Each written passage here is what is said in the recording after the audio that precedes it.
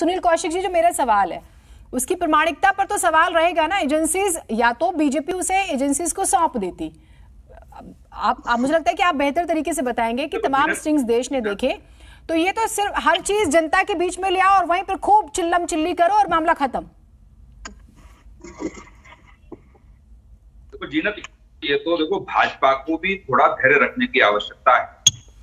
यदि आपकी केंद्र में सरकार है और सरकार की निगरानी में या केंद्रीय एजेंसियों की निगरानी में कोई जांच हो रही है, तो कम से कम धैर्य रखिए जब तक तथ्य आपके सामने मजबूती से नहीं आ जाते। उस सुबह से शाम तक 4 बार प्रेस कॉन्फ्रेंस होगी, आरोप लगेंगे, तो ये मुझे लगता है मैं इन सब चीजों से मैं व्यक्तिगत तौर से सहमत नहीं, वो जनता भी इस बात से सहमत नहीं होगी कि कम से कम कोई तथ्य ठीक से निकल के नहीं आ रहे, तो डेली सुबह से शाम तक आप वही चलते।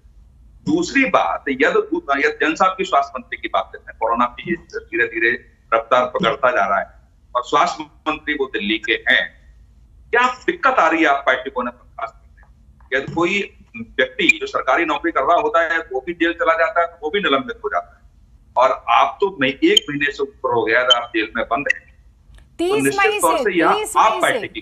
मई से 30 मई मैं वही कह रहा हूँ, तो मैं वही कह रहा हूँ कि यदि यहाँ पार्टी के जिन नीतियों को लेकर के, जिन तथ्यों को लेकर के जब आप कस्में खा करके जब राजनीति में आए थे, यदि आपके किसी एक व्यक्ति पर आरोप लग रहा है और वो व्यक्ति जेल में है, तो क्यों नहीं अरविंद केजरीवाल उनको बर्खास्त कर रहे?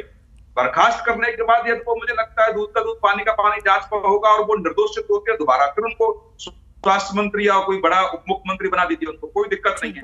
तो मैं जहां तक समझ पा रहा हूँ कि दोनों राजनीतिक दल कहीं ना कहीं इस तरीके से राजनीतिक परिप्रेक्ष्य में उलझे हुए हैं कि बिल्कुल दिख ही नहीं रहा है कि वो करना क्या चाहते हैं और कहना क्या चाहते हैं। दोनों मुझे लगता है रास्ते से भटक गए आरोप के रूप में। तो ये कम से कम दोनों पार्टियों को धैर्य रखने की आवश्यकता है कि जब तक कोई भी जांच एजेंसी तथ्यात्मक रूप से निर्णय नहीं ले लेती है कि किसकी गलती है और उनको तथ्य क्या पाए जाते हैं, तब तक मुझे लगता है कि इन बंदियों पर राजनीति नहीं। ठीक।